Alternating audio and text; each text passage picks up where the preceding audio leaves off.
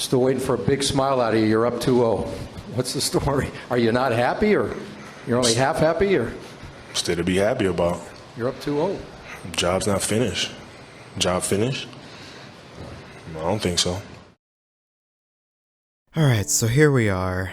After yet another game where the Lakers just completely took control. The thing that I wanted to really talk about here is the Heat are very much missing Goran Dragic, and you could see that in this game. Mainly with the shot creating, because their offense was just so, I don't want to say bad, but they were struggling on offense to find even decent looks. But yeah, the Heat are now down 3-1, and like I said before in the Western Conference Finals, I don't realistically see LeBron James losing a 3-1 lead at any point in my lifetime. So I think that the Lakers are the champions right now. But who knows? Maybe Miami gets Goran Dragic back in Game 5 and then makes some sort of a push, but I don't realistically see that happening. So, like last time, I wrote down some things, so let's talk about Heat offense. I already touched on it a bit, but their offense was not as good as you would have hoped in this game.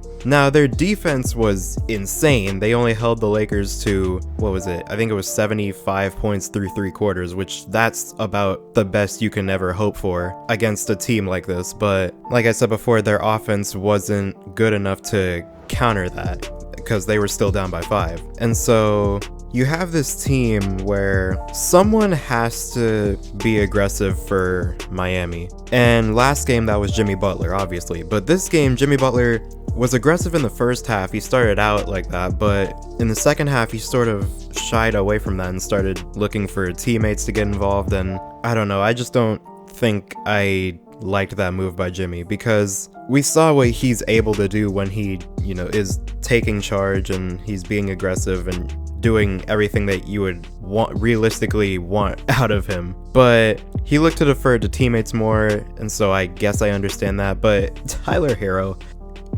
I literally just wrote down, what the hell is Tyler Herro doing? That was in the first quarter, or the second quarter, I think. And then in the third quarter, I wrote down, no, seriously, what the hell is Tyler Herro doing? Like, I don't understand why he's taking all these, ridiculous contested shots, but I mean, I respect the confidence. Like, he's a very confident player for his age. I mean, he's literally younger than me, but I wouldn't really like to see him taking those shots, because at the end of the day, that's the shots that he was taking were shots that you would probably see from him up 10, not game tied or down by 2 or 3, because you cannot afford any, you cannot afford any mistakes or any bad play against this team, especially when you're already shorthanded, which that's one of the main things that they struggled with this game, was shot making, which I already talked about earlier, not having Goran Dragic, because he's their leading scorer this entire playoff. So if you have that with you, then that's another scoring option that you can go to when the team maybe is struggling, like we saw, the last 2 or 3 games. And so that's where they're really missing him, for people that say, oh, it's only Goran Dragic. No, he's their leading scorer. He can create some key shots, and he can play make a little bit too. So you have to think about that too. But Jimmy Butler, I wrote in the first half, Jimmy Butler aggressive again, but we can see that that didn't exactly turn out the way you would hope. But let's see. Danny Green sucks, I just wrote down. Danny Green, I have no idea what's wrong with him. He didn't shoot terrible this game. He shot 4 for 8, but he did shoot 2 for 6 from 3, which is less than ideal for him. And I did write that when he was, I think, 0 for something, 0 for 3, I think. Actually, no, he hit his first shot, so he must have been 1 for 4, 1 for 5 when I wrote that, because he was just missing. Alright, so LeBron's turnovers. This is actually one thing that the Heat have been doing really well since they lost Goran Dragic and Bam Adebayo, was limiting the production of both LeBron James and Anthony Davis.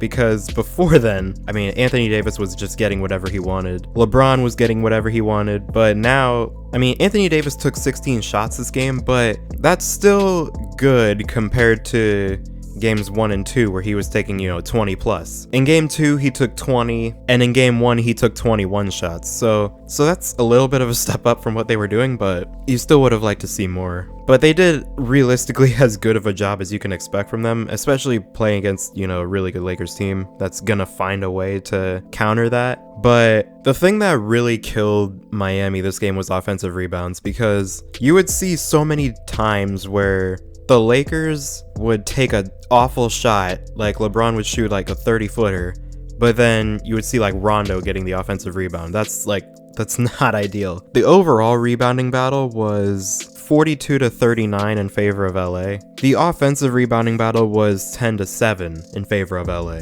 And so that's where that advantage comes in. The Lakers did a really good job of getting key guys in foul trouble. Like Bam Adebayo had 4 fouls, Duncan Robinson had 5 fouls, Jay Crowder had 4 fouls. Like that was one thing that they did really well.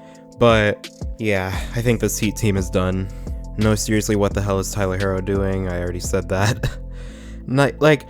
I don't understand. That's all I'm gonna say about that. I don't understand the shots he's taking, and also the shots that Kelly Olynyk's taking. Those are the shots that you would see like Klay Thompson taking. Like that's not what you need out of him. Lack of shot making. I already talked about that, but yeah, that's all I have written down. This series is pretty much over. I said after game 3 that I could see this Heat team winning 1 or 2 more games, and I still stand by that, but I'm not sure that they have a chance to win this series now, because in my opinion, if they wanted a chance to win the series, they had to win game 4 and tie it 2-2. But now you're down 3-1, and LeBron is not gonna, the tone that he sets is not gonna allow this team to blow a 3-1 lead. Like, that's not something that you would ever see LeBron do. So yeah, this series is over, in my opinion. I mean, maybe if the Heat win in game 5, I might flip on that too. I mean, you guys know me at this point, but in my opinion, the Lakers win. And they're not, oh my God, here's the thing I wanted to talk about in this video. Please stop saying, oh my God, it's 8 minutes and 24 seconds. They scored 81 points. Kobe's with them. Shut up. Shut the up. Damn. Enough. Boy, I've been sick to my stomach watching you imbeciles type things. Yeah. Stop typing. You are stupid. Let the man rest, please. Like, nobody wants to see these tweets anymore. Like, that's really all I have to say about that. Like, just stop with these tweets. They're so dumb. Like, you literally get to the point where now there are ads being shown that say, "Do it for Kobe." Like, those are the types of things that pisses me off. I don't know what to say about that. Like, those things make me so mad. I don't know. I don't get it. But I think that was the angriest you guys have ever seen me get. But it's for a good reason, because those tweets are stupid. But yeah, the Lakers are gonna win, like I've said 40 times in this video. I wanna know what you guys thought of this series so far. Do you think that the Heat have a chance if Goran Dragic comes back? And if not, how many games do you think they're gonna take before they're eventually, defeated? I guess would be the word. Let me know. But with all that being said, I hope you guys enjoyed this video. Subscribe if you're new. Hit the bell to be notified when I upload. Comment down below what you want to see next. And as always, I'll see you guys in the next one.